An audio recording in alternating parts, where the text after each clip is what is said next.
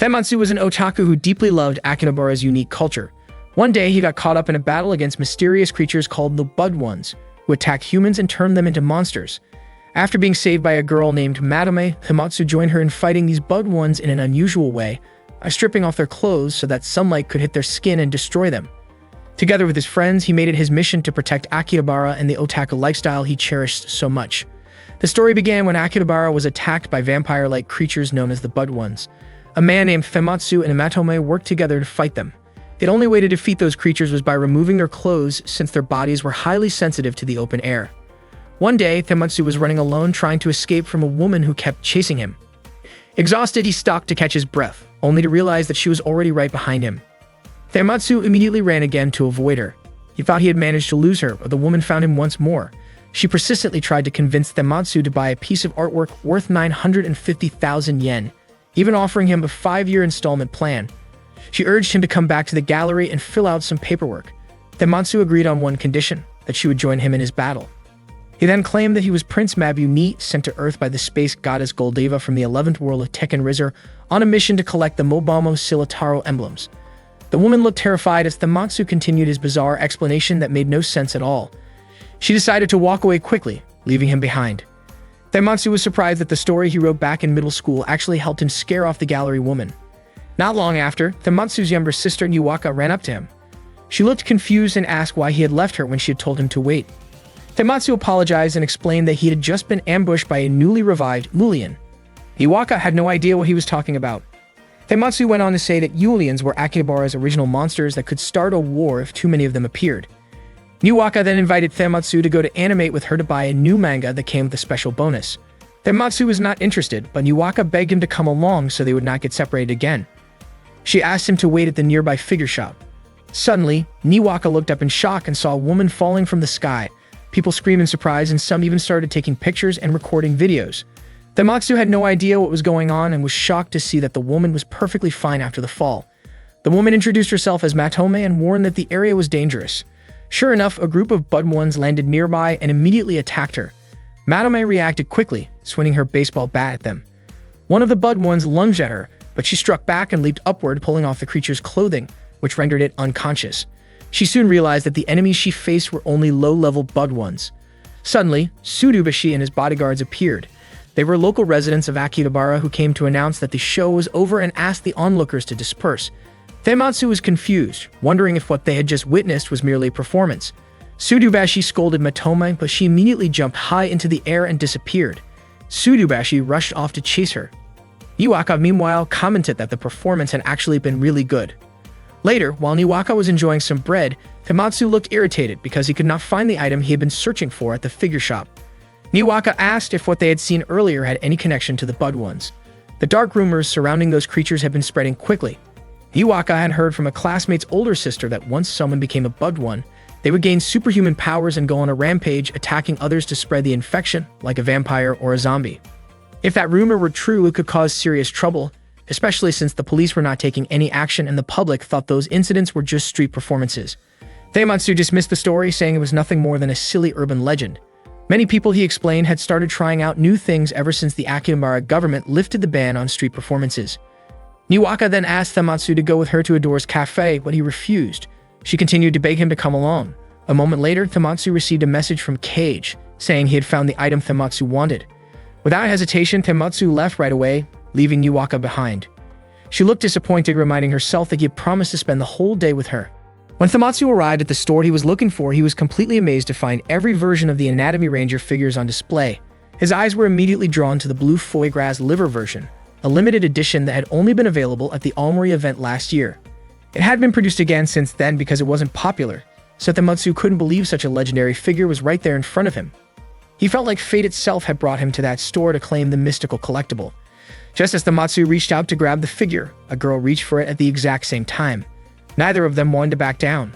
The girl's name was Arisa. She said she had seen the figure first, so it rightfully belonged to her. Famitsu didn't expect her to be that strong. He couldn't even pull the box from her hands. Arisa explained that this rare liver version wasn't just a different color. It had a redesigned body to better reflect the original concept. She wanted to repaint it to match the authentic base color. Famitsu was surprised she even noticed that detail. Arisa admitted she loved the liver figures deeply and asked Famitsu to let her have it. Tematsu became distracted for a moment, and Arisa took the opportunity to snatch the figure from him. Overjoyed, she began spinning around in excitement. Tematsu asked Arisa to at least share what she truly felt about that rare figure. He wanted to talk about the blue liver together and even hope they could become friends through their shared passion. He realized that both he and Arisa had come to Akihabara searching for rare treasures, breathing in the same air of friendship and sharing the same collector's spirit. Arisa was touched by his words, saying that he had spoken straight to her heart. When Tematsu offered a handshake as a friendly introduction, he was secretly planning to grab the figure again. But before he could make a move, a loud crash echoed through the store. Matome suddenly appeared and mentioned something about the Bud Ones before launching an attack on Arisa. Shocked, Arisa quickly dodged Matome's strike. Matome demanded that Arisa reveal her true identity, but Arisa had no idea what she was talking about. Matome insisted that Arisa must be one of the Bud Ones, judging by her unusual outfit and her superhuman strength. Worried that the fight might damage the figures inside the store, Arisa decided to fight back to protect them. Her punches landed solidly, forcing Matome to respond by pushing Arisa away, sending them both crashing out of the store and onto the street. Arisa tried to escape, but Matome chased her relentlessly. Meanwhile, bystanders began recording the fight on their phones. Not long after, Tematsu overheard people talking about an explosion at the Adores Cafe that had just happened that day. He suddenly remembered that Niwaka had wanted to visit that cafe. Panic set in and he ran straight toward the scene. When he arrived, a crowd had already gathered, and Tsuruba she was helping keep people away from the area. Tematsu tried calling Niwaka, but her phone didn't connect. Without hesitation, he rushed inside and climbed to the upper floor. When he opened the door, he saw several customers sitting motionless. He approached one of them to ask about his little sister, but the customer suddenly screamed, startling Tematsu and knocking him to the ground. The people around him looked almost like vampires ready to attack. Terrified, Tematsu froze until someone suddenly tore through the strange energy surrounding those people and they instantly collapsed. It was Matome. She said she had seen Tematsu around before, though she thought he tended to get in her way. Tematsu explained that he was looking for his sister, and as he looked around, he spotted Niwaka lying unconscious on the floor. He rushed to her side, but one of the Bud Ones lunged forward, trying to strike him with a fork. Matome jumped in to protect him, taking the hit on her shoulder. She told Tematsu to take his sister and get out of there. Tematsu hesitated, worried about Matome's injury, but she told him that he was only slowing her down, and that next time she might not be there to save him. After Tematsu left with Niwaka, another Bud One attacked Matome, and she defended herself using the fork and her staff, forcing the enemy back. Tematsu stopped in an empty room, shaken by everything that had just happened. Suddenly, Arisa dropped down from an air vent and greeted him. She said she had been caught up in a chase and that things had turned around unexpectedly. Her clothes had been torn during the fight, so she had changed into something else. Earlier, Matome had chased her down, but later realized that Arisa wasn't one of the Bud Ones and apologized for the misunderstanding. Out of curiosity, Arisa had decided to follow Matome afterward. Tematsu then realized that Matome often stripped her opponents of their outer layers to neutralize them. Arisa looked at Niwaka and teasingly asked if the cute girl with him was his girlfriend. Before Tematsu could answer, Niwaka woke up and said that her older brother didn't have a girlfriend and didn't have many friends either. Tematsu looked annoyed hearing that. Tematsu asked Arisa to take Niwaka somewhere safe. He trusted Arisa because he believed she shared the same spirit and determination as him. Tematsu was determined to go and fight the Bud Ones, but Arisa doubted his ability, thinking his physical strength was below average. However, Tematsu reignited his own fighting spirit by recalling a line from episode 34 of Anatomy Ranger. Arisa was unexpectedly impressed by his passion and decided to support whatever he planned to do. With renewed determination, Tematsu rushed off to help Matome. At that moment, Matome was on a rooftop, surrounded by numerous Bud Ones. To those creatures, Akihabara belonged solely to them, and all humans were meant to obey their rule. The Bud Ones attacked her from every side. At first, Matome managed to dodge their attacks skillfully, but soon her arms were restrained and their leader struck her repeatedly. Bruised and exhausted, she was accused of being a traitor. For a brief moment, Matome wondered if this would be her end. Suddenly, a cloud of gas burst toward the attackers. It was Tematsu who had come to help her. Thanks to his distraction, Matome was able to break free and rejoin the fight. Tematsu tried to spray them again, but his gas canister was already empty.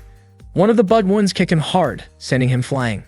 Matome was confused about why Tematsu had come, but before she could ask, the Bud One's leader attacked again, knocking her down. The leader aimed a sharp object toward her chest, ready to strike, but at the last second, Tematsu threw himself in front of her to protect her. The attack hit him instead. Matome froze in shock, unable to comprehend why he would risk himself like that. The leader tried to go after them again, but Matome managed to escape while carrying the wounded Tematsu away from the scene. Tematsu lay weak in her arms and tried to speak, reminding her of his own words, that she should always follow what sparks her interest. But before he could finish what sounded like a final message, he went completely still. Madame desperately tried to wake him up. Tears fell as she begged him not to die, not for her, not like this. Refusing to accept his death, she gently held him close and pressed her lips against his, channeling a mysterious energy between them. A brilliant light surrounded their bodies, and moments later, something miraculous happened. Feimatsu opened his eyes again, confused and disoriented. Madame felt an overwhelming sense of relief. She explained that she had performed what she called a transcendence operation, something that went beyond fate itself, though it came with side effects. Before they could process what had just happened, more bug ones appeared. One of them, still holding a metal fork, lunged at them. Feimatsu instinctively caught the weapon midair and managed to defeat the attacker in an unusual way by removing parts of the creature's outfit, exposing it to the open air. Everyone watching, including the remaining bug ones, was stunned. Feimatsu realized something: these creatures were sensitive to direct air exposure. That meant the fastest way to neutralize them was to remove their clothes. Acting quickly, he disarmed several of them using this strange yet effective method. But the Bud One's leader attacked again and managed to strike Feimatsu hard enough to knock him off the rooftop and onto the street below. Madame rushed down to reach him. More Bud Ones surrounded them, but Feimatsu fought back, defeating them one by one using the same unconventional strategy. Finally, when the leader lunged toward him, Feimatsu threw a piece of fabric, caught hold of the leader's clothes, and pulled them away in one swift motion, ending the fight. A crowd began to gather, thinking the whole scene was part of a movie shoot. Some even recorded it with their phones. Feimatsu, still catching his breath, accidentally found himself staring at the defeated leader, who was left partially unclothed. Embarrassed, he quickly looked away when he noticed Matoma had caught him doing so. Surprisingly, Madame wasn't angry. She said she was impressed by how effectively he handled the situation. Matoma then introduced herself properly, but Feimatsu chuckled, saying her name reminded him of a mayonnaise brand reviewer.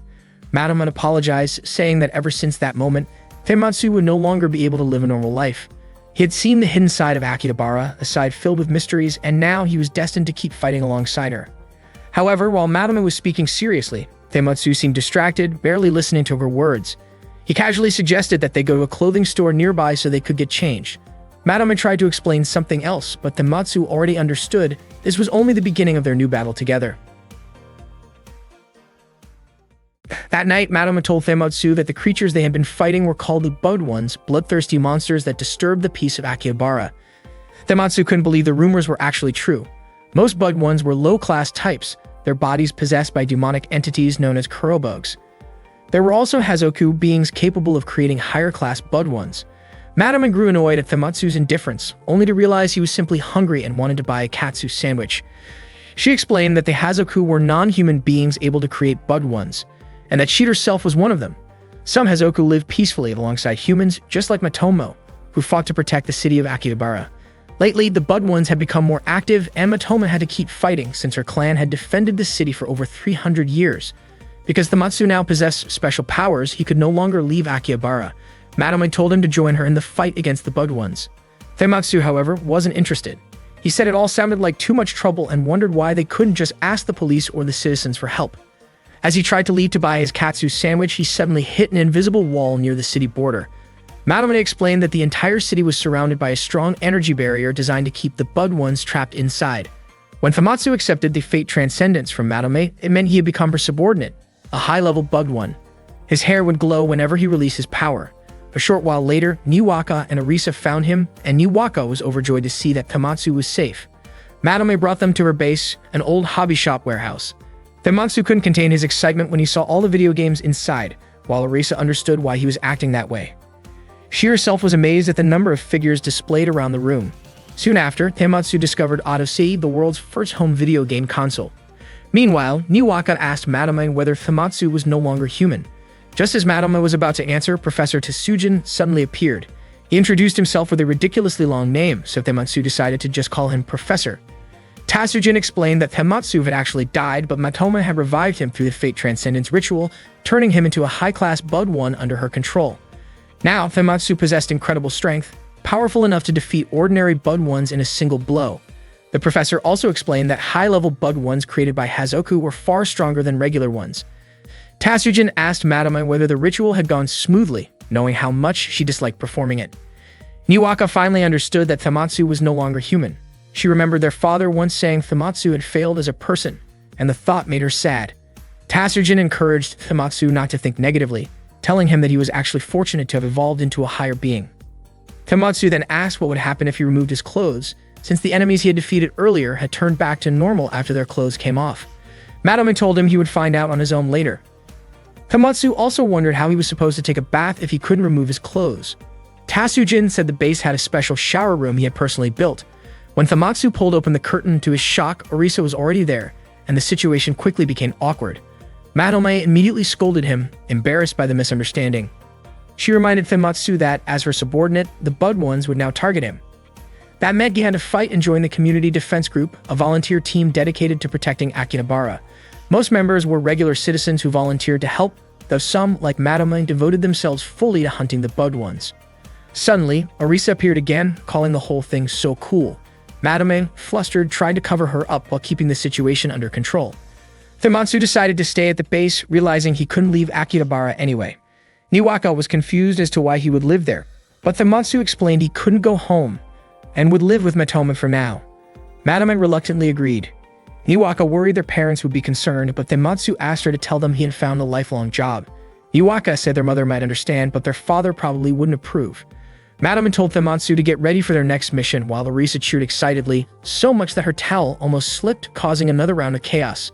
Tatsujin mentioned that there was still one free room upstairs, and although Madame hesitated about living together with Tamatsu, Tatsujin assured her that Tamatsu, while a bit clueless, was a good person at heart. Madame finally agreed and told Tamatsu he would officially work as part of the Community Defense Group, following her orders from now on. She asked him to clean up the room upstairs and informed everyone that their next mission would begin the next morning at 7. Niwaka could only hope that Tamatsu would be alright. The next morning, Madame walked together with Tamatsu and Orisa. Madame was puzzled about why Orisa was tagging along with them. Orisa explained that she had joined the public welfare group, which made Madame wonder who had even allowed her to join. Orisa asked Matome not to be so stubborn, saying she already knew that Madame was the one who repaired the damaged figurines. Madame admitted that she felt bad for the shop. She'd also apologized to Orisa because the day before she had mistaken her for one of the Bud Ones and attacked her right away. Suddenly, Orisa hugged Matome tightly and said she wanted to be her teammate. Out of nowhere, Tamatsu announced that he had already decided on a name for their team. In fact, he had thought of it since yesterday. Matome immediately disagreed, saying the name sounded awful, but Tamatsu insisted that it was a combination of all their names. Even so, Madame firmly refused. A moment later, members of the Akihabara Public Safety Group arrived. They wanted to ask about the violent incidents that had occurred around Akihabara the day before, especially since there was information suggesting that Madame and Tamatsu had been involved. They were also curious about why Tamatsu was always seen with Matomo. Maybe he was part of the organization too. Tamatsu explained that he and Matome were part of a team called Electric Mayonnaise. Orisa quickly pointed out that her name wasn't included in that team name, so Tamatsu decided to change it to Electric Mayonnaise and Friends. Madame got angry and hit him repeatedly, refusing to accept such a ridiculous name. Hinjiro didn't care much about what the team was called, but he found it strange that members of a public organization were the ones causing incidents. Shohei scolded them for stirring up trouble in Akihabara, a place that already had an unspoken rule about maintaining order. Madame urged Tamatsu to leave right away, but before going, Tamatsu told them not to underestimate their team. Orisa acted cheerfully and told them not to worry too much about it. Later that day, Madame and the others went to a cafe to talk about the Bud Ones incident. Tamatsu was confused because online news reports claimed that a cosplayer had gone berserk instead. Madame explained that their enemies had used something called Kurobug to create many allies. She believed that they were trying to take control of Akihabara and that their organization was known as Metronica. Madame was convinced that their main base had to be somewhere within the district. Tamatsu pointed out that it would be pointless to fight the enemy without knowing their exact location. Madame said she didn't care, she just wanted to protect the city. Orisa agreed, saying she also wanted to defend this place full of amazing things. Tamatsu, however, couldn't help but think about shopping while he was still in Akihabara. Instead of that, he had been patrolling since morning, and since none of them were being paid, he wondered how they were supposed to survive like this. It turned out that Tatsujin's Research Institute had been providing them with some funding, but it wasn't enough to cover the rent for their base. When Tamatsu asked how they were supposed to make a living, Madame told him he should find a part-time job. Not long after, Momo appeared and approached Tamatsu. Momo was a well-known freelance waitress famous for her legendary service. Orisa was thrilled to meet her in person. Momo then suggested a good place where Tamatsu could find a side job. They soon visited the Mashiro agency, where Tamatsu asked for an easy job that paid well. The agency handed him a flyer, but both Madame and Orisa didn't trust it. The agency staff said they weren't responsible for any of the information on it. Madame commented that most of the sensors Tatsujin had made were basically useless anyway. Tamatsu decided he should head to the Eshigoya Tokyo Military Goods Store, which was looking for part-time employees. When they arrived, the place was packed with people. It seemed like military-themed items were really popular at the moment. Orisa mentioned that thanks to certain admirals and tank girls, the military theme was always trending. Tematsu, however, thought it was just a bunch of low-level fans looking for the latest model kits. Orisa teased him, saying he was also a hardcore military otaku himself. Suddenly, Tenchao appeared and said that he didn't have any valuable goods to sell to those customers. He fired his weapon into the air, leaving Tematsu completely confused about what was going on. Out of nowhere, ghostly military spirits appeared, capturing and possessing the visitors in the store. The sensor device detected an intense reaction from Tenchao. It turned out that he was actually the leader of the military-type Bud Ones. Matome declared that Tenchao was a high-class Bud One and urged Tematsu to fight alongside her. Orisa, full of excitement, joined the battle too. Together, they managed to defeat many of the Bud Ones. But Tenchao ordered his soldiers to take down Matome and her team. Chaos erupted, and people started fleeing the building in panic. Meanwhile, Masato was on a nearby rooftop with Fukame recording everything that was happening below. Meanwhile, a squad of Bud One's soldiers opened fire on Tematsu and his friends. Orisa quickly jumped toward the soldiers and kicked one of them, even managing to snatch his weapon. Matome was surprised that Orisa could pull that off. The three of them moved forward to attack Tenchao. Tenchao soon realized that Tematsu and Matome were immune to his soldiers' regular weapons, so he ordered his troops to switch to special ammunition. The next volley tore through Tematsu's and Matome's clothes, and Tematsu felt his body burning from the strange effect. It turned out those bullets were designed to shred clothing. Matome told Tematsu to fall back. The three of them quickly jumped out of the store. Not long after, Tsurubashi and his group arrived, accusing them of causing trouble. Shohei refused to let smugglers like them run wild, saying it could damage the reputation of the Chuodore community. Suddenly, several grenades were thrown from the store, forcing everyone to run for cover as explosions shook the area. Tsurubashi was confused about what kind of forces were stationed above the store. Matome explained that the attackers were Bud Ones. Kozakura thought it was just a myth, but Matome insisted that Akihabara was in danger and that they had to protect it. Orisa added that Matome's team was also defending Akihabara, just like Chuodori. She then hugged Tsurubashi and asked him to be friendly, since they were all members of the same community. Tematsu urged Orisa to leave, but Tsurubashi suddenly agreed to help. Although his teammates were hesitant, Tsurubashi reminded them that even if they didn't believe in the Bud Ones, keeping Akihabara peaceful was still their duty. Orisa was thrilled, while Tematsu thought the more people they had, the more exciting things would get, especially since he already had a plan for the next battle. Orisa was full of energy and ready to fight alongside them. When they reached the front of the store, Orisa kicked down the line of guarding soldiers. Matome was amazed since she was used to fighting alone. As soon as they entered, they started facing the Bud One's soldiers head-on, returning fire while Matome swung her baseball bat to take them down. Matome asked Tematsu to deal with the store manager, Tenchao, while she handled the Kurobug soldiers. Tematsu asked why Tenchao was doing all this. Tenchao replied that he had no use for unfaithful, trend-chasing people, claiming his store was meant only for experienced elites. He said most of those wannaves would become his pawns in taking over Akihabara. Tematsu told him he should treat newcomers better, reminding him that he probably once thought every Japanese fighter plane was called Type 0. Embarrassed, Tenchao tried to deny it and opened fire on Tematsu, but Tematsu quickly used his clothes for protection, leaped at Tenchao, and pulled off his outfit, ending the fight in an instant. It turned out Tematsu then borrowed the clothes from Tsurubashi for protection. However, once he removed Tenchao's outfit, Tematsu suddenly vanished. Matome realized that people possessed by the Kurobug would return to normal humans once their clothes were removed, but high-ranking Bud Ones and Hazoku would disappear entirely when that happened. Matome apologized for what had happened, but Tematsu's spirit remained high. He said he needed to enjoy life while he could and wanted to buy lots of things so he wouldn't have any regrets. He even decided to look for a job to earn money, rushing off to an agency office. Matome was baffled by Tematsu's reckless enthusiasm. Meanwhile, Orisa had successfully gathered and cared for the victims who had turned back into normal humans. News outlets soon reported that the chaos in Akihabara was a clash between otaku factions. The report was aired by Masato on his channel. After finishing the broadcast, Masato admitted that the story felt a bit exaggerated, but it was actually Fukame who had ordered him to present it that way. Fukame couldn't believe that a high-ranking Matronica member had been defeated so easily, and she began preparing her next plan. That day, Niwaka was watching Ayo's concert performance on TV. Tematsu, sitting nearby, didn't seem to recognize the idol at all. Orisa then explained that Ayo was a popular Akihabara idol who used to be the lead singer for GNZ34. She gained her fame thanks to her sweet stage presence and her cool, composed attitude during fan handshake events. The moment Tematsu laid eyes on Ayo, he immediately fell for her charm and became one of her biggest fans. He even went to see her concert in person. When he came back home after the concert, Niwaka was shocked by how Famitsu looked, though Orisa actually liked his new appearance. Matome, on the other hand, scolded him because he was supposed to be on patrol with her that day. Famitsu apologized for skipping out on their duty. Even though it was already late at night, Matome still invited Famitsu to patrol with her, but he refused, saying he wanted to watch the concert review broadcast.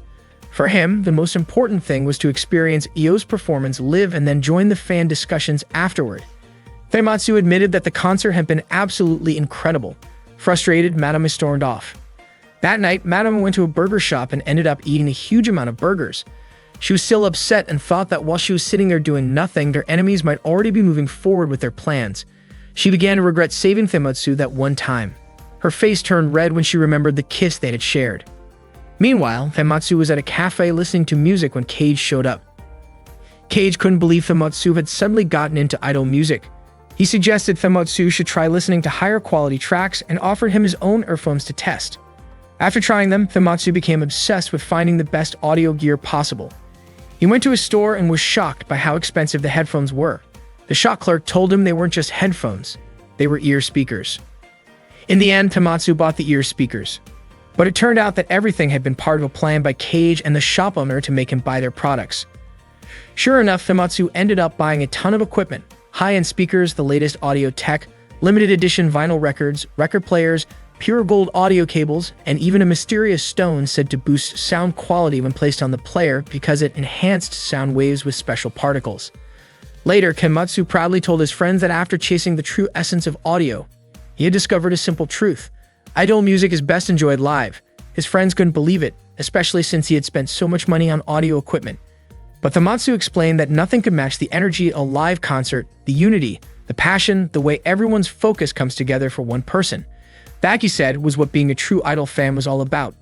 However, when he got home from the concert, he found a huge credit card bill waiting for him. With no other choice, Famitsu went to an agency to look for part-time work.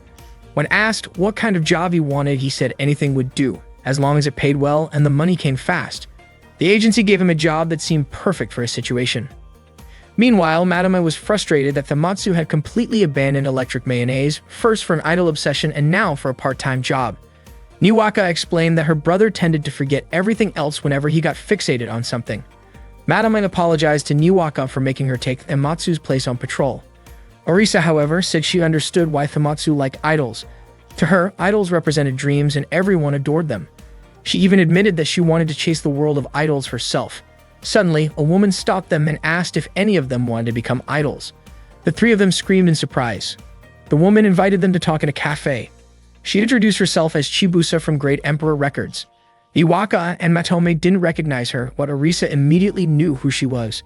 Orisa explained that Chibusa was a major figure in the idol industry, famous for her captivating performances and for producing hit dramas inspired by her own experiences, often touching on the darker sides of the entertainment world. One of her shows, Why They Don't Pay, had been a huge success. Chibusa was a legendary media producer and she seemed impressed that Orisa knew so much about her. Chibusa was accompanied by Muramura, her personal photographer. She told the three girls that she saw untapped potential in them, like diamonds waiting to be polished, and she believed they could be the next big idol trio to shine in the future. She asked if they were interested in debuting as idols. Niwaka was confused by how sudden the offer was, and Matome immediately declined, saying the three of them had an important mission to focus on and couldn't waste time chasing fame. But before they could continue, Orisa quickly covered their mouths and excitedly accepted the offer.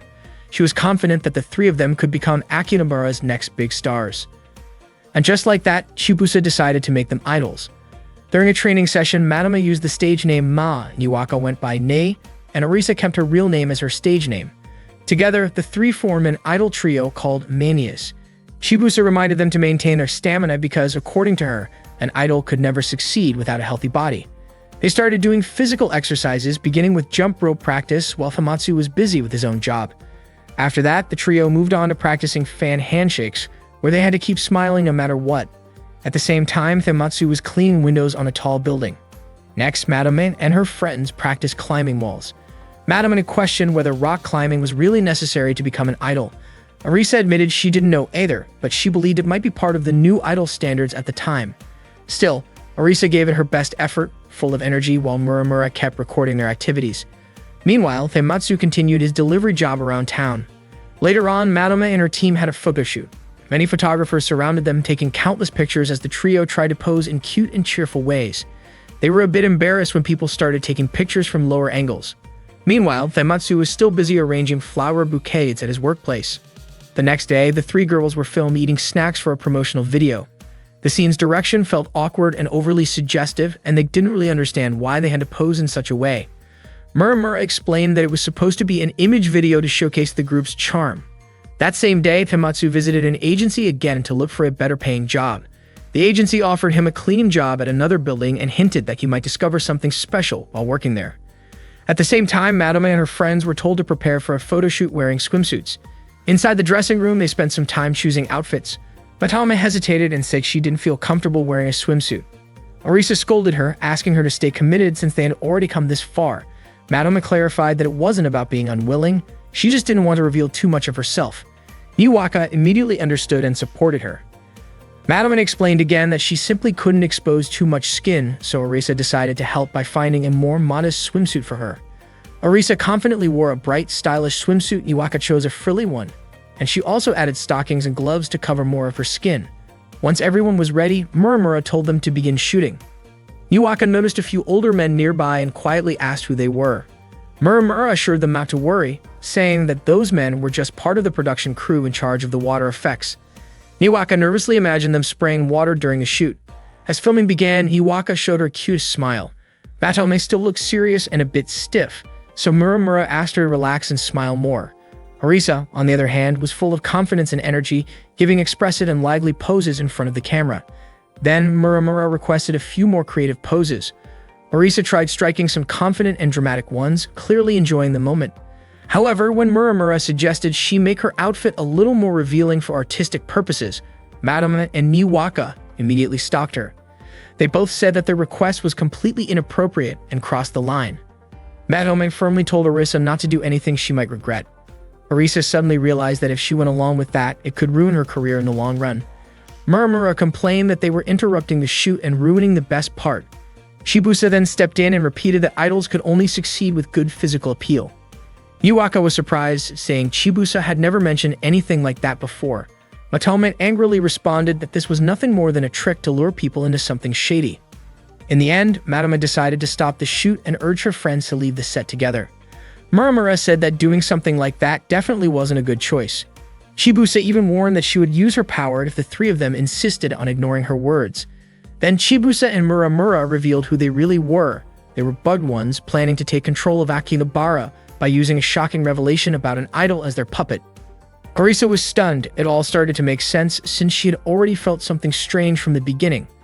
Chibusa actually wanted the three of them to keep chasing their dream of becoming idols, but things had gone far from what she originally hoped for. She ordered her subordinates to attack them, and the Bud Ones immediately launched their assault. Matome and Arisa, however, easily threw the Bud Ones into the swimming pool. Since Niwaka couldn't fight, Matome told her to run away. Niwaka started running, but she tripped, and the Bud Ones began closing in.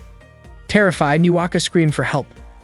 A few men nearby tried to block the Bud Ones to protect her, but they were too weak and were quickly defeated.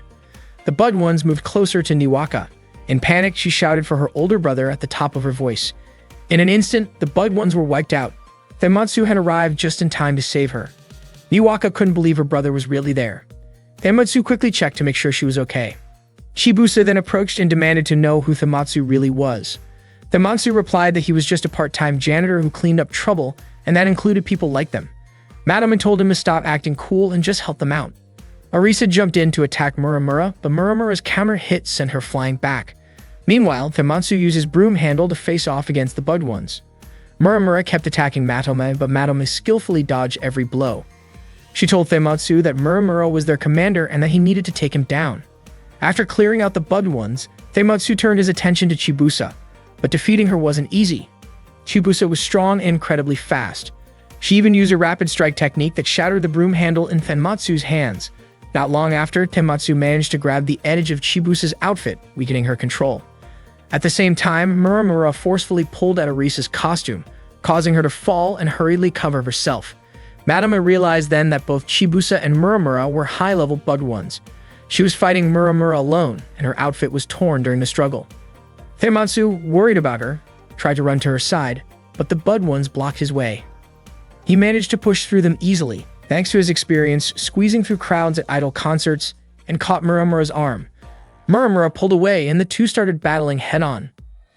Feimatsu went for Muramura's outfit again using his signature spinning move, a wild, powerful technique that sent Muramura and the other Bug ones flying. The impact caused Muramura's outfit to come off and he fell into the pool before vanishing. Niwaka, Orisa, and Madama cheered with relief, happy that Feimatsu had managed to defeat Muramura. Shortly after, Chibusa regained her senses, returning to normal and having no idea what she had done. Madama then explained everything to her. Chibusa apologized for all the trouble she had caused. Madama assured her that it wasn't her fault, the Bug ones had been controlling her actions. Chibusa admitted she didn't remember much about what had happened under their control, but she did recognize real talent in the three of them. As an apology, she offered to become their producer. Madame and Niwaka were shocked, while Orisa couldn't believe such an opportunity was suddenly right in front of her. The next day, the three of them performed on stage. They sang and danced with full energy. Their performance was truly impressive. Their natural talent shone through. By the time the song ended, they were all out of breath.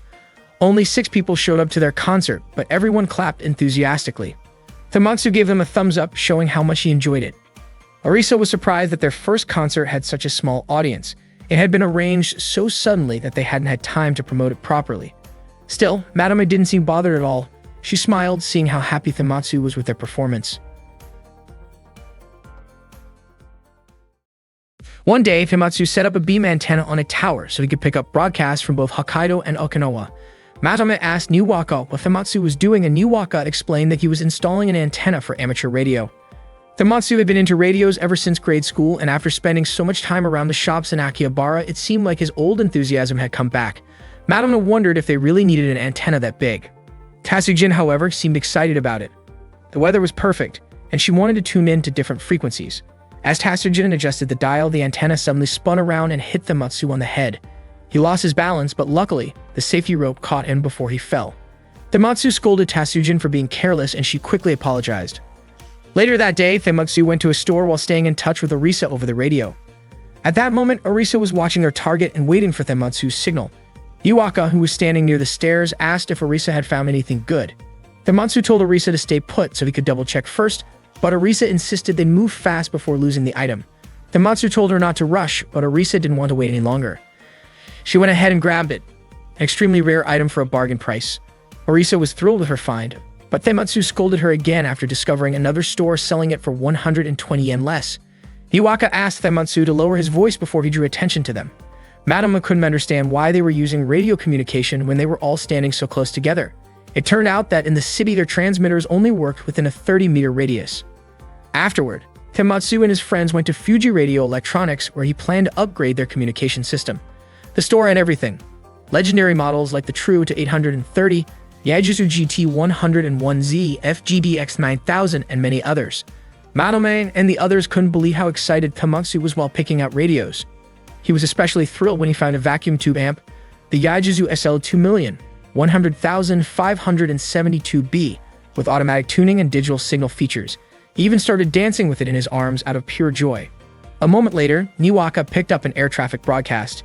She was shocked, wondering if it was some kind of classified transmission and whether they were even allowed to listen to it. Orisa casually said that listening for fun wasn't really a problem. Soon after, Feimatsu discovered a new device that could send pictures digitally and connect through VoIP. Madame couldn't understand why they needed a transceiver when they already had smartphones. Feimatsu explained that radio waves behaved differently each day and they needed to sharpen their skills, technology, and creativity to catch them accurately. Amateur radio, he said, brought back a sense of adventure and curiosity that modern people had forgotten. It could connect people all around the world, anytime and anywhere. To Feimatsu, simple radio waves created a kind of joy that smartphones never could. Smartphones were convenient, sure, but they only worked within the digital spaces created by corporations. Depending too much on them, he said, meant people might lose their ability to think independently. Feimatsu even covered his smartphone with a small plastic casing as if to make a point. Suddenly, a deafening sound wave burst through the air. Every smartphone and computer around them exploded at once. A massive tower had appeared, blasting out shockwaves powerful enough to blow up electronic devices across nearby buildings. Madame was stunned. She didn't remember ever seeing a tower that huge before. It looked just like Tokyo Tower. Orisa pointed out that it might actually be the legendary Akihabara Tower. Then a voice echoed from above. A girl standing at the top of the tower declared that this was indeed the legendary Akihabara Tower, also known as Tokyo Tower 2. She announced that she and her followers would reclaim the dreams that had been taken from them by the Sumida Ward. Famitsu and the others were shocked when they realized the whole thing was the work of the Bug Ones. The girl's name was Denko. Denko explained that the Bug Ones' special radio waves transmitted from the tower had destroyed all communication devices. The tower's signal was stronger than any ordinary radio tower. It was going to be the most powerful broadcast tower in all of Japan. Hearing that, Famitsu and his friends knew they couldn't just stand by. They rushed toward the tower to stop her. Denko immediately unleashed a powerful microwave burst. The blast caused Famitsu, Madame, and Arisa's clothes to spark and burn slightly from the heat. They quickly retreated, feeling the intense sting across their bodies. Denko laughed as they ran, sending another wave of energy their way. Realizing they were at a disadvantage, Famitsu and the group decided to fall back to their base. The attack's strength was so intense that it even scorched several nearby buildings as they escaped. At their head-out, Niwaka was treating Famitsu, Madame, and Arisa. Tatsujin mentioned that dealing with enemies who use microwave waves was proving to be quite troublesome. At that time, Akihabara was in chaos. Smartphones and computers were exploding because of the strange waves. According to Famitsu, the only way to stop the signal might be to destroy the tower, but they couldn't even get close to it. Arisa recalled what Denko had said earlier, that the tower was called Tokyo Tower 2, and that it was also connected to the idea of taking back their dreams. If that was the case, Tatsujin decided to reach out to her mentor in Tsukuba for help. It turned out that Famitsu had once been a researcher at a cutting-edge science center in Tsukuba. Arisa was surprised and said Tatsujin sounded like an elite. Famitsu then asked how Tatsujin had known about the existence of the Bug Ones in Akihabara, and Tatsujin began to tell her story. A few years ago, before the Tsukuba Express even started operating, the Tsukuba Science Center was home to researchers from all over the world. Even though the Bug Ones hadn't become active yet, the researchers already knew that there were Bug Ones hiding behind the scenes in Akihabara. Tatsujin had been working with Denko, the owner of the tower, to study them. They were guided and supported by their teacher, Professor Yagyuta, who was the lead researcher among all the scientists, including those studying paranormal phenomena. He was the one who recommended that Denko and Tatsujin go to Akihabara to study the Bug Ones in their natural environment. Arisa was deeply moved after hearing about Tatsujin's past. Famitsu then asked how Tokyo Tower 2 even came to exist. Tatsujin explained that during their research, she and Denko discovered that the Bug Ones emitted faint but unusual radio waves. Because of that, they decided to pursue a special project. About 10 years ago, there had been plans to build a replacement for Tokyo Tower 2, in Akihabara. With a large enough antenna, they could easily detect and analyze those faint radio signals.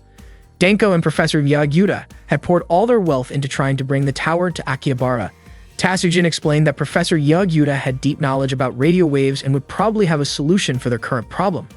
Unfortunately, after losing all of his personal fortune, the professor left for Brazil and started working as a prospector in the Amazon to raise money for his research. Madame and the others were shocked to hear that. So Professor Yagyuta was still somewhere out there beyond Brazil, but because of the tower's interference, they couldn't send text messages or emails. That's why they needed an alternative method of communication. Famitsu suggested contacting Professor Yagyuta through radio waves since radio signals could be hacked and were much more reliable. Tatsujin agreed. That was exactly why she had asked Famitsu to set up the antenna. Madame wondered aloud if it was even possible to reach Brazil with a radio signal since it was on the other side of the planet. But Famitsu was confident they could do it. They started studying radio waves together. Tatsujin explained that communicating with Brazil wouldn't be easy. They had most of the equipment they needed, but the one thing they couldn't control was the weather in the ionosphere. She even joked that if praying could control the sun, she would be praying all day long. Surprisingly, Arisa offered to pray to the gods for help, though Famitsu doubted any god would listen to her prayer. They decided to wait patiently for the right wind conditions. Once everything was ready, they would send the radio signal to Brazil. As they all knew, radio waves travel straight and can't directly reach the other side of the Earth, so they would have to use the ionosphere above the sky. The ionosphere reflects radio waves in the same way a mirror reflects light, creating a chain of reflections that can carry the signal to the other side of the world. However, South America was very far away, and voice communication would be unrealistic. They would need to use Morse code instead, which could still work under less than ideal conditions. They knew they wouldn't be able to communicate unless Professor Yagyuta himself replied in Morse code. Famitsu sent a signal to check whether the radio waves had reached Professor Yagyuta, but it still didn't work. Tatsujin asked Niwaka to switch the coaxial cable, told Matoma to grab the toolbox, and asked Arisa to check the rotator on the tower. Arisa immediately climbed the tower and prayed to the ionosphere, but even by nightfall, there was still no success. The next morning, Momo showed up bringing pizza pops and garlic chicken. Famitsu and the others woke up and were thrilled to see the food. It turned out that Niwaka had ordered the meat pizza before heading to school. Momo, who worked in a pizza place that month because of a maid program event, looked around and couldn't believe how serious they all seemed. Tamatsu explained that they were carrying out a complex communication mission. Momo realized that the signals from the new tower had been causing trouble all over Akihabara. She asked if any of their devices had been affected. Tasujin said that since they were under the tank, the effects had weakened, and she had also built a protective wall. Momo walked closer to the equipment and pressed the wave transmitter. Suddenly, a response came through from Professor Yagyuta. Tamatsu quickly listened to the Morse code message the professor sent and asked Tasujin to write it down. The code spelled ALMHK. None of them knew what it meant. Tamatsu guessed it might be an acronym, maybe even a way of saying thanks. Tasujin thought the letters might need to be rearranged in a certain pattern. Arisa admitted she didn't understand either and said she'd just finished eating chicken while crushing the aluminum foil that came in. Tasujin's eyes lit up as if she suddenly understood what ALMHK meant. Excited, she ran inside to look for materials but realized she didn't have enough, so she asked Momo to bring her an order of 100 garlic chicken meals. Meanwhile, Denko was laughing joyfully because he had finally taken control of Akihabara's radio waves, fulfilling his long-time dream. He had once watched a tower being built in Narihirabashi, which made him lose his motivation to live. Fortunately, thanks to Matronica, he had managed to build a tower of his own. Not long after, one of his subordinates reported that an unknown shape, something that looked like an ancient alien, was approaching. It turned out to be Tamatsu, Madame, and Arisa, all wearing aluminum foil suits as protective armor. They had come to take down Denko's tower. Denko launched microwave waves toward them, but the attack didn't work. The aluminum armor completely blocked the signal. Denko was shocked to see that. Tamatsu and his team prepared to move in and face him. Tasujin was grateful to Professor Yagyuta, who had given them the answer, Arumahaku, meaning aluminum foil. Aluminum could fully block microwave radiation. At first, Tamatsu doubted that a single sheet of foil would be enough, but they had used a huge amount. Each suit required about 300 millimeters of aluminum foil. They had gone through piles of garlic chicken just to collect enough foil to make the armor. Tasujin was confident that Tamatsu and the others could defeat Denko and his crew.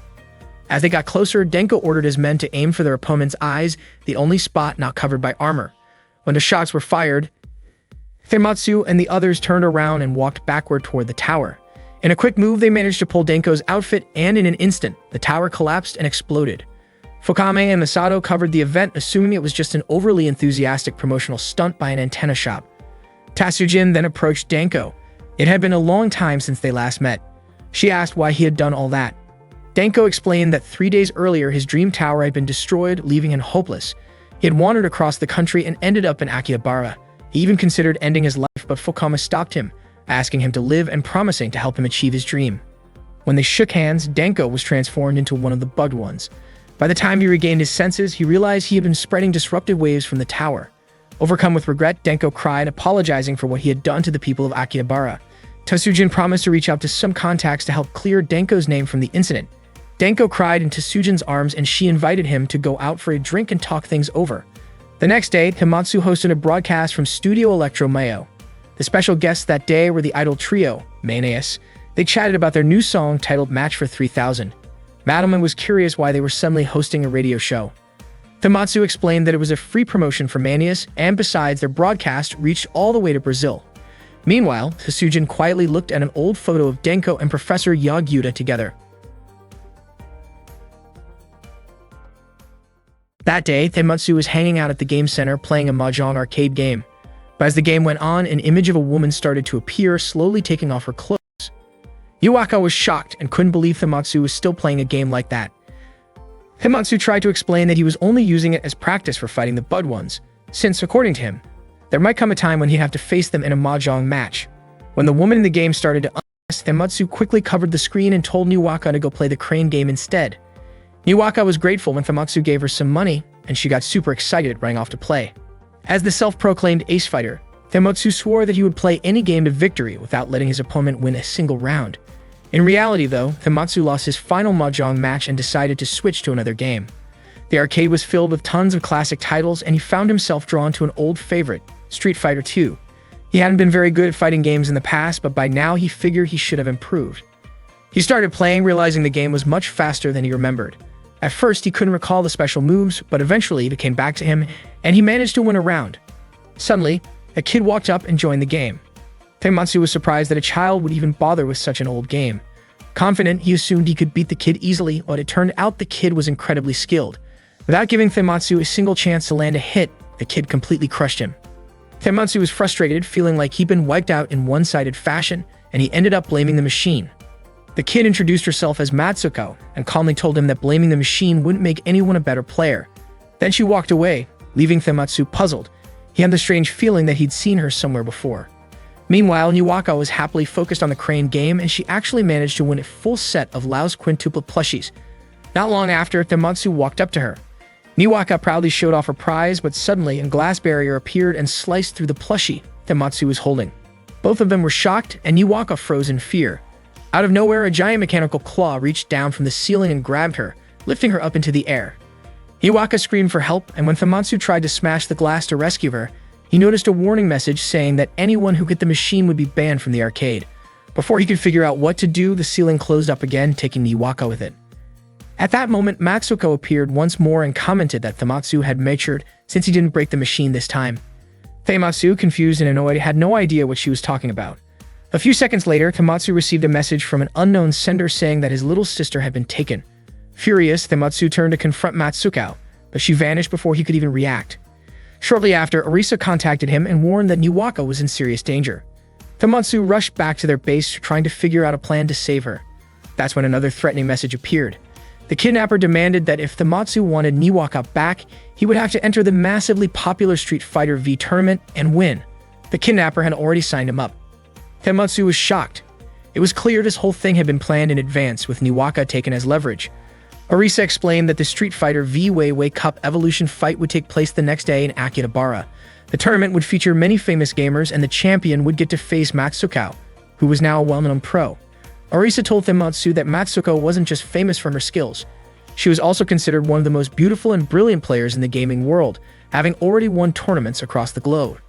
That's when Tematsu realized Matsuko was the same girl he'd met at the arcade, and she was the one who had taken Niwaka. The team reviewed footage from Matsuko's recent matches. After watching closely, Madama commented that the moves Matsuko used weren't normal, they weren't human techniques at all. Madama was convinced Matsuko must be a bugged one. Tematsu couldn't believe it. The so-called genius of the gaming world turned out to be someone using bugged one powers. It was incredibly disappointing. Madama asked if Tematsu thought he could really defeat Matsuko. Arisa stepped in, saying he'd have to beat several famous pro gamers first if he wanted to reach her in the tournament. Tematsu admitted he wasn't exactly great at fighting games, but Arisa reminded him that, as Confucius once said, "You'll never know until you try." She encouraged him to give it everything he had. Motivated by her words, Tematsu vowed to do whatever it took to save Niwaka. Tatsujin had already guessed that Tematsu would say that. In fact, Tatsujin had anticipated it and had even built a special training machine to help Tematsu improve his fighting game skills. That afternoon, Tematsu was training by running on Tatsujin's custom-built machine. Madama was confused about how that kind of workout could possibly help with a fighting game. The machine spun too fast, causing Tematsu to lose his balance and fall. The next session was reflex training. Tatsujin used a tennis ball machine, but Arisa was the one swinging the racket. She kept missing, and the tennis balls ended up hitting Tematsu instead. Arisa tried again, confidently believing she could hit the ball this time, but she accidentally struck Tematsu right in the face instead. Next came the endurance training. Tematsu had to hang onto a rope while two sharks swam in the pool below. He couldn't hold on long enough and eventually fell into the water. Then came reaction speed training with a quiz game, pressure resistance training, and exercises to strengthen his body. At one point, he even had to endure simulated heat training by standing near a warm pole. Tematsu looked exhausted and wondered if he was going to collapse, but he refused to give up because he had to save Niwaka by defeating Matsuko. The next morning, Tematsu practiced by trying to crush a watermelon using only his index finger, and he actually did it. Tatsujin proudly announced that Tematsu had mastered the legendary 16 hits per second technique. Fired up and full of confidence, Tematsu was eager to take on Matsuko. That day, the Weiwei Cup Evolution Fight Tournament in Akihabara finally began. Koga served as the host, accompanied by a male commentator. Tematsu appeared calm, certain that he would win the tournament and face Matsuko. Arisa felt that the opponents looked pretty tough, but Tatsujin was sure that after all of Tematsu's training, no ordinary human gamer could beat him. To face Matsuko, Tematsu first had to make it to the finals. The first round began. Koga called up a gamer named Frog Ozma, a representative from the United States, to fight against Tematsu. Arisa and Madhoman cheered loudly, encouraging Tematsu to win. When the match started, Tematsu confidently said that he didn't have time to deal with minor opponents because his real target was Matsuko.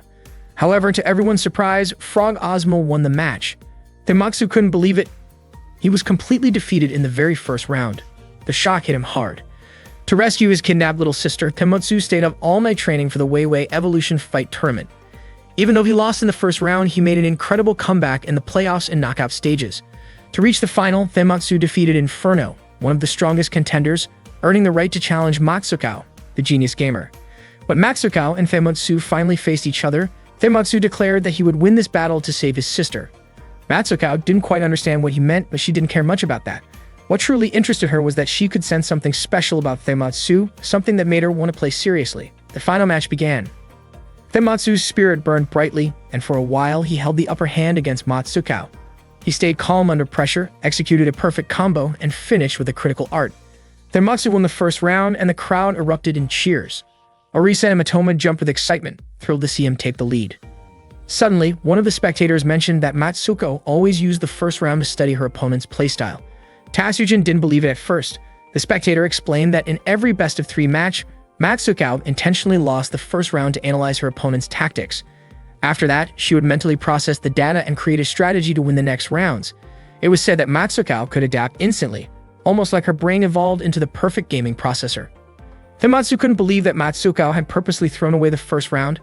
Matsukao calmly stated that as a professional gamer, everything she did was part of her plan to win, and that nothing was wasted.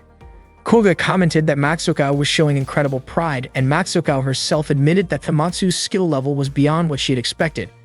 The second round began, and Tematsu was completely overwhelmed by Matsukao's true power. He could only defend for a short while before Matsukao decisively defeated him. The audience roared with excitement at her victory. Matsukao had shown her real strength. She won the round without even using a special move. Koga wondered aloud if the gap in their abilities was too large to overcome, while the commentator added that the greater the distance, the greater the challenge to bridge it. Tematsu realized that Matsukao truly was the strongest gamer. Matsukao, however, insisted that Tematsu's potential was still greater than he realized, but to claim victory, he needed to push himself even further. Suddenly, Matsukao took off her jacket, surprising Tematsu and exciting the entire crowd. Everyone started cheering enthusiastically. Matoma was confused, wondering why Matsukao would remove her clothing in the middle of a match. Orisa explained that it might be a kind of martial arts technique known as the strike of shame, a symbolic gesture meant to unleash one's hidden potential. According to Orisa, this technique had even appeared in history. During the era of the 16 Kingdoms, the legendary mahjong master Lord John Kioi was said to have used it. Later in Japan's Edo period, a shogi player named Lord Mataro supposedly did the same. Rumor had it that this technique was even coded into a computer program that once defeated a human champion named Yedail, despite the fact that mastering it was said to take over 30 years. Orisa admitted that Matsuko was indeed a genius. Matoma, however, was baffled. She couldn't believe that someone she had once thought of as one of the Bud ones would resort to something so unpredictable. Tematsu was curious and asked if Matsukao didn't feel embarrassed, but Matsukao replied that she no longer carried any sense of shame. All she had left was her determination to win. As the crowd grew louder, the final round began. Tematsu struggled to keep up and couldn't react fast enough to Matsukao's attacks. Her moves were swift and unstoppable, leaving him with almost no openings. When Matsukao prepared to launch her ultimate move, Tematsu narrowly managed to dodge it. He felt cornered, unsure of what else he could possibly do, until he suddenly decided to follow Matsukao's lead and took off his jacket as well. Seeing that, Matoma shouted, warning him not to go that far since it could be dangerous for him. But Tematsu didn't care. He wanted to dedicate his youth to gaming, and he was ready to give it everything he had. Some of the audience even cheered him on. As the tension rose, Matsukao responded by removing her outer shirt too, drawing a collective gasp from the crowd. Both of them now stood in their undershirts, focused completely on the game. The match reached its peak. Every move, every reaction perfectly mirrored the other. Matsukao was thrilled to be fighting such a skilled opponent and confidently declared she would end the game right there. But Tematsu refused to lose. He wanted his own legend to begin that day. He stood upside down, spinning his body using only his hands, shocking Orisa, who realized all his years of training had been for that very moment. With fierce determination, Tematsu pressed the console buttons rapidly, channeling all his energy into one final burst of focus. In that moment, he managed to defeat Matsukao. The impact was so strong that Matsukao stumbled backward from her seat. The crowd erupted into cheers. Nobody could believe that Tematsu had actually beaten the reigning champion. Orisa was equally stunned and proud of his victory. As the excitement settled, Tematsu suddenly realized his body was burning from exhaustion, and the fact that he wasn't wearing much didn't help. Matsukao noticed and kindly offered him her jacket. She admitted that Tematsu's spirit and determination had truly outshone her that day. They shook hands respectfully. Tematsu reminded Matsuko of her promise to return his younger sister, Niwaka, but Matsuko looked puzzled.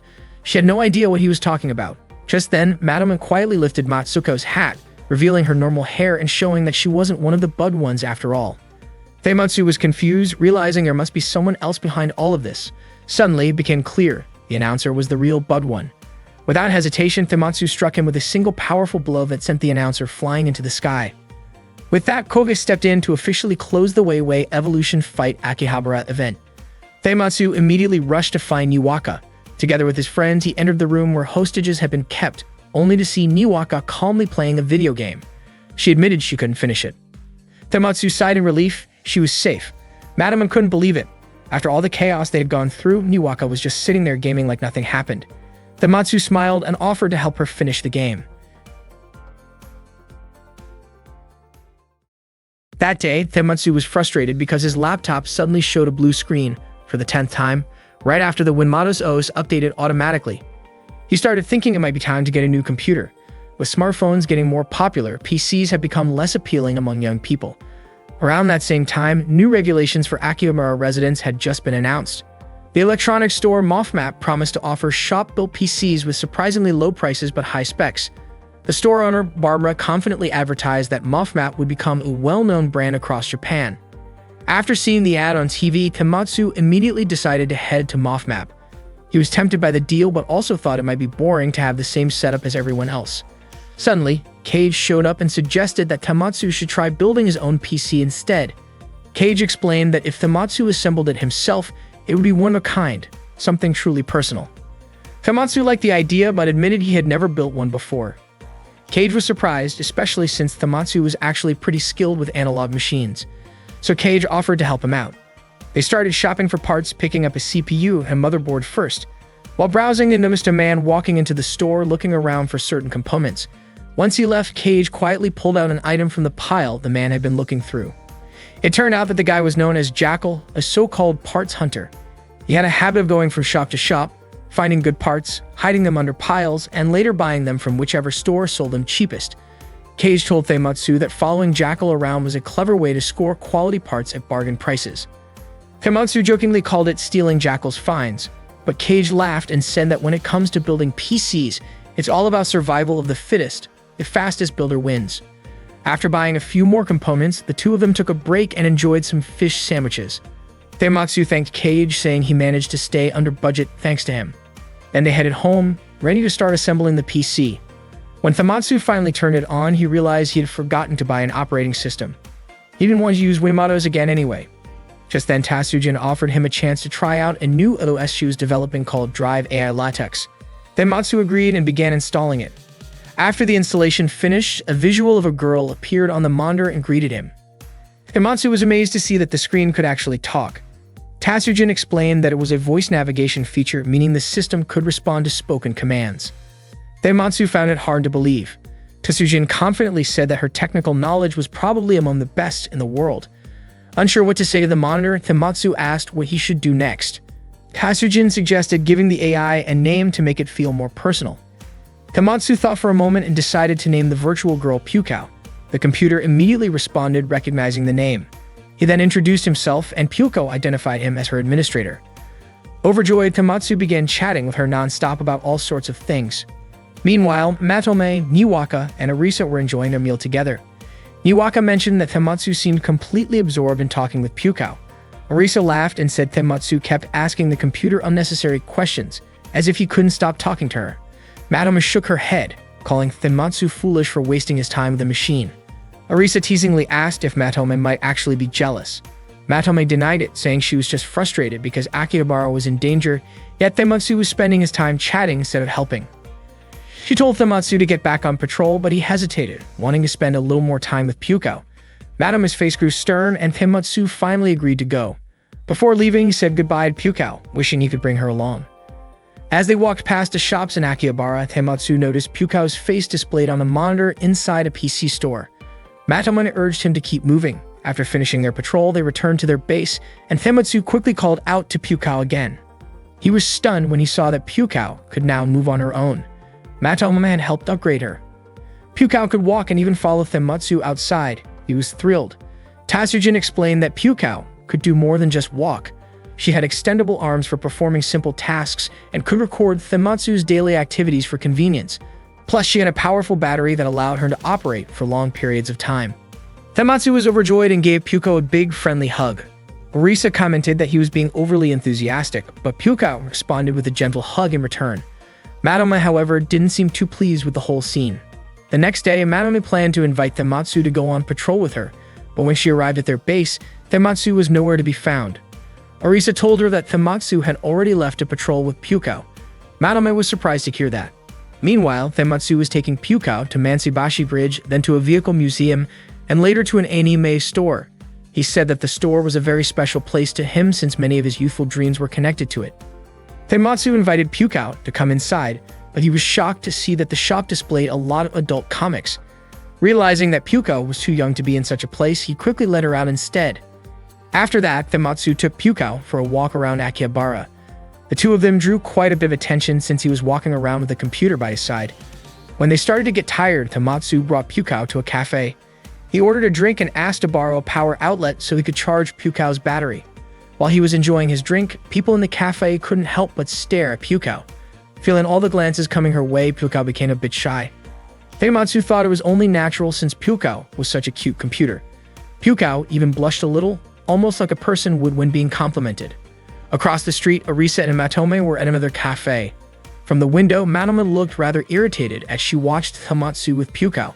Orisa asked why they didn't just patrol together with Thematsu, but Matome said it would be more efficient if they split up. Soon after, she urged Orisa to continue their patrol. That night, before Pyukao powered down, she realized just how much Akihabara meant to Thematsu. The following day, Thematsu played games with her, but Pyukao won 108 times in a row. Thematsu began joking that maybe the age of humans being in control was coming to an end. Matome, however, couldn't understand why Thematsu was acting so strangely. Suddenly, Orisa came in to report that something was happening in Akihabara.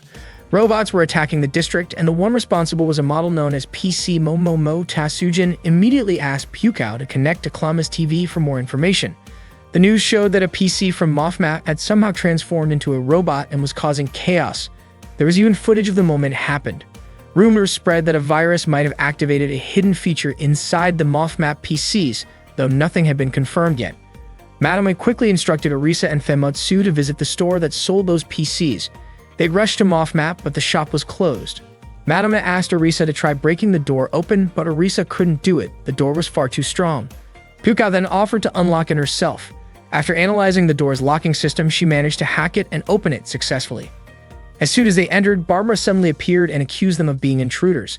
Thematsu and the others found her behavior oddly exaggerated, almost as if she was trying too hard to act cute. Barbara admitted that she wasn't acting that way by choice and then revealed her true appearance. She confessed that she had been secretly controlling Akihabara using robots disguised as cheap personal computers. Since Thematsu and his friends had uncovered the truth, Barbara declared she couldn't let them go and ordered her forces to attack. Thematsu quickly told Pyukao to stay hidden. The Bud One's forces were defeated rather easily by Thematsu and the others, which made Barbara furious. She went on the attack herself, but Thematsu countered swiftly, managing to tear off her outer disguise. Without it, Barbara transformed into a much larger form. Before disappearing, she pressed a button and mentioned something about a curse of the sheep. When she vanished, only her horns were left behind. None of them understood what that meant. Moments later, Pyukao received new orders from Tasujin.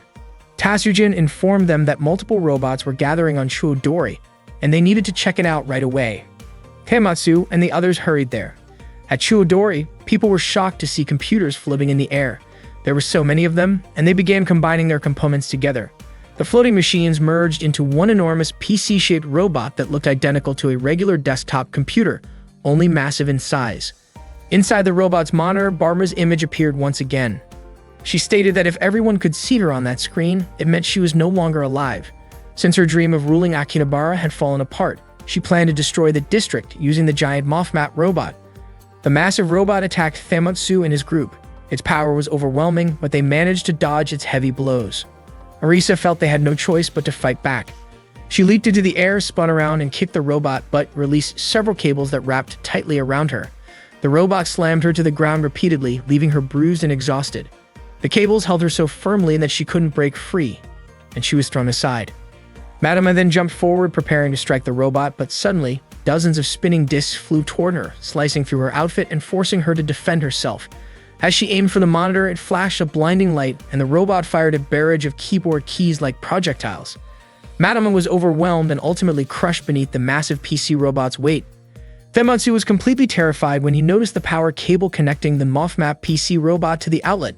The MOFMAP robot started attacking him, but he managed to dodge and quickly ran toward the cord. Without wasting any time, he unplugged it, and moments later, the monitor went dark. Suddenly, a warning appeared on the screen, stating that an abnormal shutdown had been detected. To protect personal data and delete inappropriate files, the MOFMAP PC robot would initiate a self-destruction sequence that could cause damage within a 5-kilometer radius. Tematsu, Madame, and Arisa screamed in panic as a 100-second countdown to detonation began. The group was overwhelmed with fear. Hearing this, Pukao disconnected her charging cable and began moving toward the MOFMAP PC robot. Tematsu had no idea what she was planning to do. Then, Pukao pushed her output to maximum and lifted the MOFMAP PC robot into the air. Tematsu shouted for her to stop, but she continued to rise higher, carrying the robot away from Akihabara. Pukao had learned that Akihabara was a precious place for Tematsu. As she ascended far above the ground, the countdown reached 0, and the MOFMAP PC robot exploded with immense force. Tematsu cried out her name in despair. After the explosion, Tematsu isolated himself on a rooftop, mourning the loss of Pukao. A little while later, Tatsujin approached him, saying that everyone was worried about him and urging him to come back. Tematsu said that Pukao had always prioritized long-term data storage, so he couldn't understand why she had done something so reckless. Tatsujin explained that it was precisely because of that reason, because she valued what mattered most. Tatsujin said that throughout history, Akihabara had constantly changed. It had once been a black market district in a burned-down city, later becoming an electronics hub, and eventually transforming into a haven for otaku culture. The memories and emotions of countless people had gathered there, turning the city into something like a living database. Tatsujin added that Tematsu loved Akihabara deeply, and perhaps Pukao had protected it because, to her, that love was the most important data of all. Touched by those words, Tematsu began to tear up. Tatsujin told him that as long as he remembered Pukao, she would continue to live within his memories, and that he should treasure that data carefully. Tears rolled down Tematsu's cheeks as he thought back to Pukao, their first meeting, their days patrolling the city together, their strolls through the streets of Akihabara, and finally, the moment she acted to save the city, even at the cost of herself. All of it remained beautifully etched in his memory. That day, Tematsu was trying to take a photo of a collectible figure. He searched for the right shooting angle, experimenting with what he called the Canada perspective, or more precisely, the Oberi-style pose.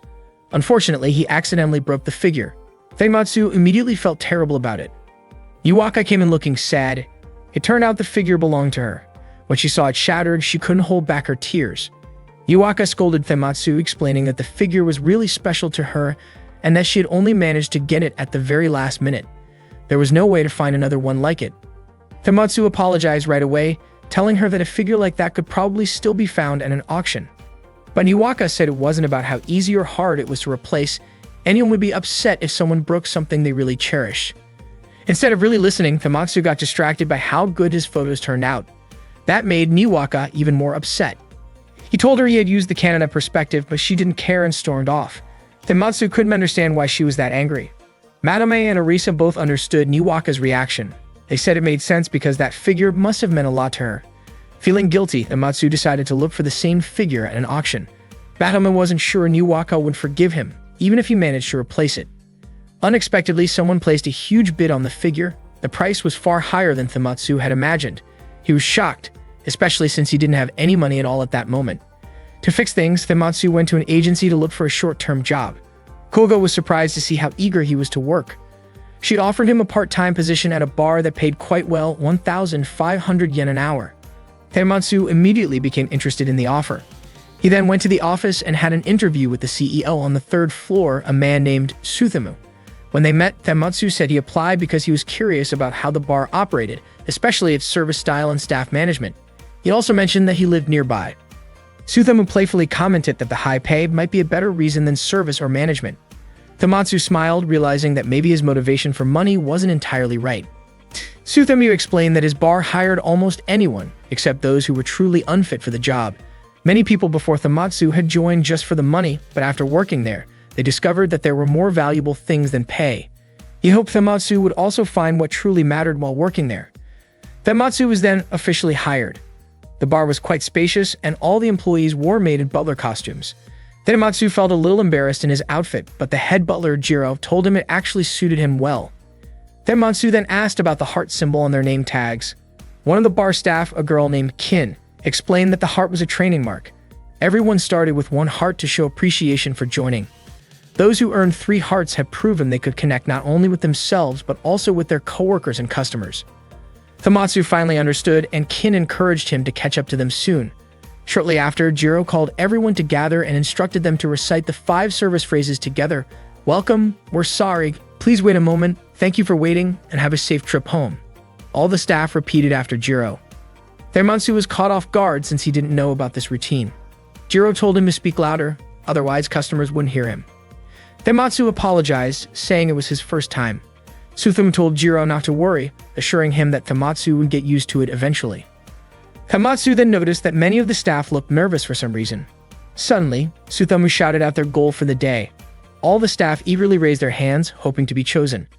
To Thamatsu's surprise, Kin even knelt down, sincerely asking to be picked.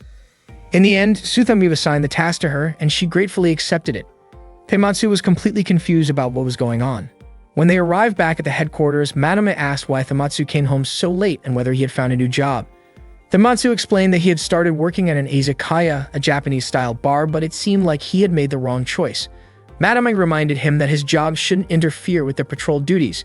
Thamatsu admitted that for now he couldn't join the patrol because he needed to focus on work. Madame grew frustrated, thinking he was just making another excuse to be lazy. Thamatsu, feeling exhausted, said he needed to sleep early since he had to get up at dawn the next day. Madame was puzzled by his attitude and reminded him that he should apologize to Niwaka. The next morning, Niwaka held a box containing one of her collectible figures. It turned out that the figure had been a gift from Thamatsu. Meanwhile, at the bar where Thamatsu worked, the place was packed with customers. Thamatsu served the orders with a warm and cheerful smile. As he carried his stack of dirty dishes to the back, Kin approached him and praised him for receiving his first thank you from a customer. Thamatsu was surprised, saying that hearing gratitude should be normal. Kin explained that it had taken her quite some time before anyone had ever thanked her like that.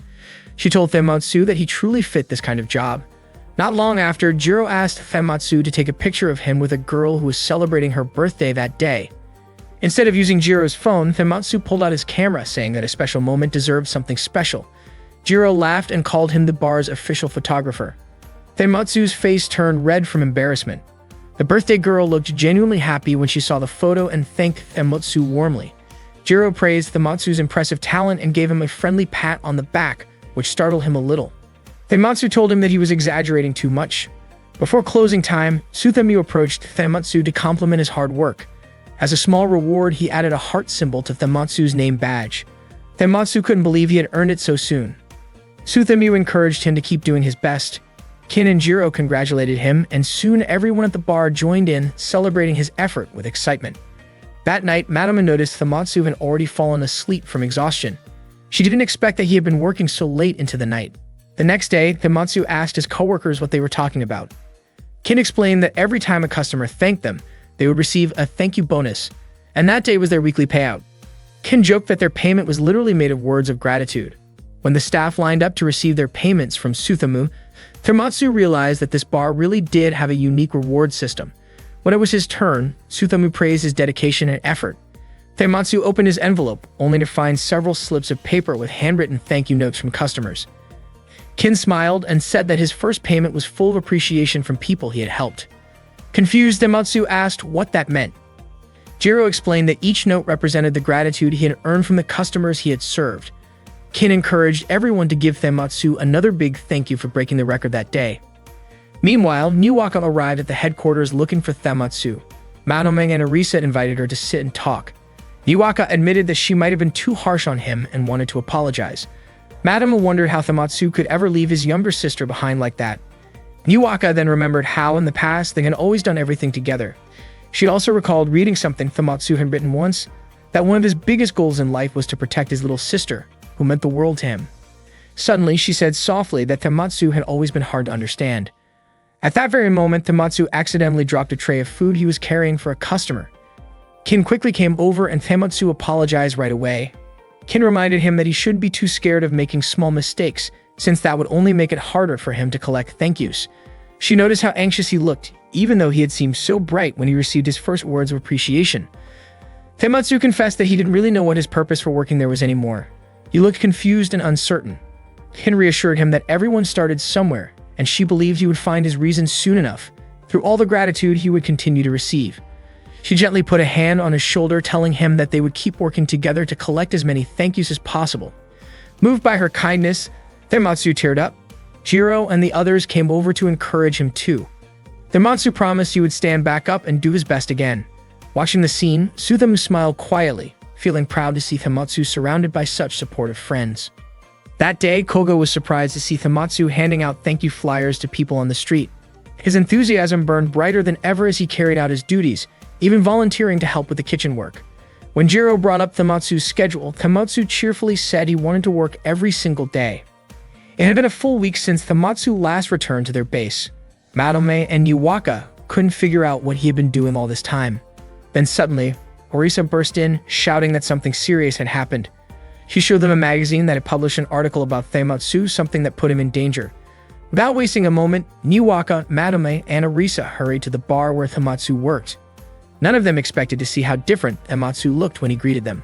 Madame asked Tematsu to quit his job while Orisa said that he was heading down a path with no return.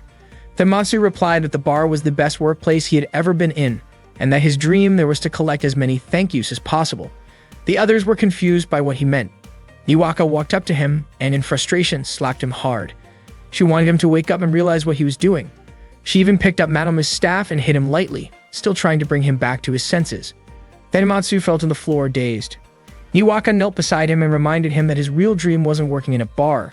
It was to write a novel that would sell well, be adapted into a live-action movie that might not go perfectly, but then become an anime hit, leading him to live a happy life doing what he loved. With tears streaming down her face, she asked if he had already given up on the dream he once told her about. Tematsu came to his senses and got up. He admitted that being someone needed but not actually contributing wasn't who he really was. Orisa was overjoyed to see him back to normal, and Madame sighed, saying that only a careless big brother would ever make his little sister cry like that. Soon after, Suthamu appeared.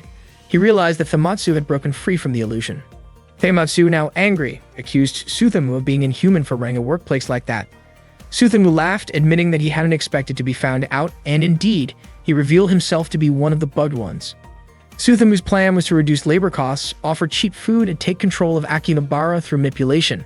Since Tematsu and his friends had discovered the truth, Suthamu decided he couldn't let them go. He ordered his part-time worker army to attack. Madame stepped forward ready to fight and with lightning speed managed to disarm them all.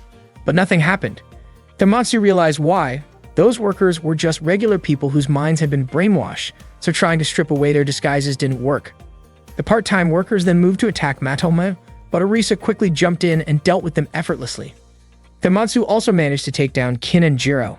However, in the middle of the chaos, Suthamu grabbed Niwaka and took her hostage. He used a device that linked his outfit to hers, meaning that if Tematsu and the others attacked him, Niwaka would be affected too. Not long after, a full squad of Bud Ones began their assault. They overpowered Orisa and Matome, tearing at their clothes in an attempt to weaken them. Tematsu was also overwhelmed. When he heard Niwaka's desperate cry for help, he gathered every bit of strength he had left and rushed toward her. Suthamu was shocked at Tematsu's determination, but Tematsu skillfully tore through Suthamu's outfit, freeing Niwaka and covering her with what was left of Suthamu's own clothes. Niwaka was safe, and with that, Suthamu's body disintegrated into dust. Tematsu let out a deep breath of relief, glad they could head home before sunset. Matome, Orisa, and Niwaka changed into the maid outfits from the bar. Niwaka apologized to Tematsu for the harsh words she'd said earlier, and Tematsu also apologized for breaking something precious of hers. As a gesture of apology, he handed her a small collectible figure. Deeply moved, Niwaka hugged her brother tightly, saying that the figure he gave her had become something truly precious, and that she would take good care of it. She thanked him with a smile, but the moment Tematsu heard the words, "Thank you," he froze. Traumatized from his recent experiences, he suddenly ran off, shouting for Niwaka not to say those words again.